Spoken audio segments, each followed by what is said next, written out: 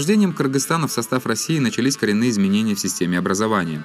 В Кыргызстане росло число школ, повысился уровень обучения, изменилось его содержание. Раньше кыргызы, как и другие мусульманские народы, обучали своих детей в религиозных школах медресе.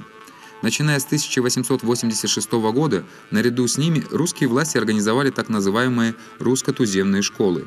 В этих учебных заведениях, кроме традиционных мусульманских дисциплин, изучался русский язык, литература, начало светской культуры. В программу их входили такие предметы, как арифметика, география, история, природоведение и другие.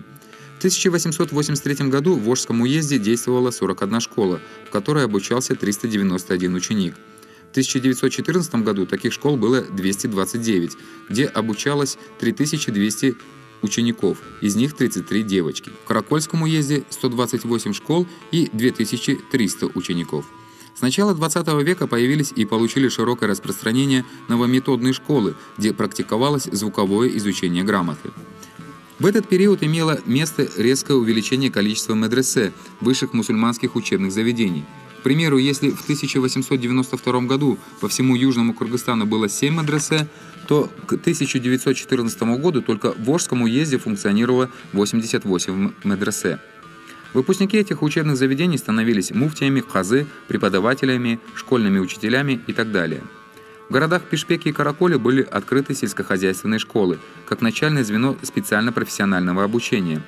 Обучавшаяся в них кыргызская молодежь наряду с новыми методами хозяйствования учила также русский язык, основы арифметики, истории, физики, ботаники, зоологии и другие предметы.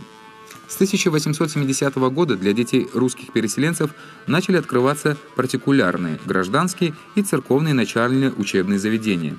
В 1897 году в Пишпеке была основана начальная прогимназия, а в 1910 году мужская гимназия.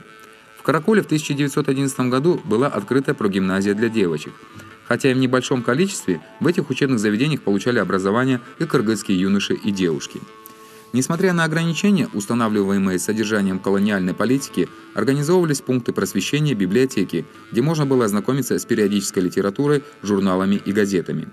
В них поступали новые книги на русском, татарском, казахском, узбекском языках. С 1911 года начали издаваться типографским способом произведения кыргызских поэтов и просветителей Молдо Кылыча, Ишеналы Арабаева, Осмолы Садыкулу, что было воспринято кыргызской общественностью с большой теплотой и интересом. В 1914 году в Пишпеке начал работать первый кинотеатр «Эдисон». Разительные изменения произошли в эти годы в области здравоохранения. Начали работать стационарные гарнизонные лазареты. Чуть позже в городах стали появляться фельдшерские пункты для гражданского населения. В 1900 году в Аше открылась первая городская больница. В 1913 году в Кыргызстане функционировало 4 городские и 2 сельские больницы, где больным оказывалась профессиональная медицинская помощь. По общеевропейской методике к кыргызскому населению начали проводить прививки против оспы, брюшного тифа. Отдельные представители кыргызского населения привлекались к деятельности здравоохранительных учреждений, что послужило приобщению их к основам некоторых областей научной медицины. Начало научных исследований Кыргызстана. Вторая половина XIX – начало XX веков стали эпохой научного открытия Кыргызстана.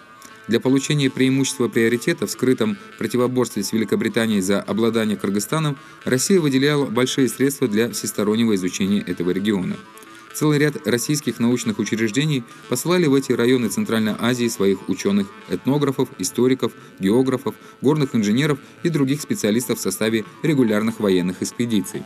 Последние экспедиции в первую очередь преследовали военно-разведывательные цели, но ученые-исследователи, каждый по своей линии, собирали сведения и материалы для научных обобщений и выводов. Одним из видных исследователей Центральной Азии был Чокан Чангызович Валиханов, внесший неоценимый вклад в приобщение этого ранее почти неизученного региона в круг интересов мировой науки. Собранные им сведения имеют большое значение в изучении географии, фольклора, истории, устного народного творчества Кыргызстана. Большой вклад в изучение Тенир-Тоо, в том числе и Сыкульской котловины, внес Семенов-Тяньшанский. В 1856-57 годах он составил орографическую схему этого региона. В ходе своих экспедиций он собрал обширный научно-достоверный материал, доказав ошибочность сведений европейских ученых о вулканическом происхождении гор Тенир-Тоо, о том, что из Иссык-Куля вытекает река. Его исследования послужили важным источником для изучения горной системы Тениртоол. Позднее Семенов-Тяньшанский инициировал еще несколько научных экспедиций для изучения этого края. В последующем комплексном исследовании Центральной Азии в 1870-1888 годах неоценима роль Николая Михайловича Прижевальского. В ходе своей 5-й экспедиции Прижевальский умер от брюшного тифа, похоронен близ города Каракола на берегу Иссык-Куля, где ему поставлен памятник. Город Каракол был назван его именем и носил его с 1889 по 1920 и с 1939 по 1991 годы. Особое внимание русских ученых в исследовании малоизученного региона привлекало монументальное творение кыргызского устного народного творчества эпос «Манас».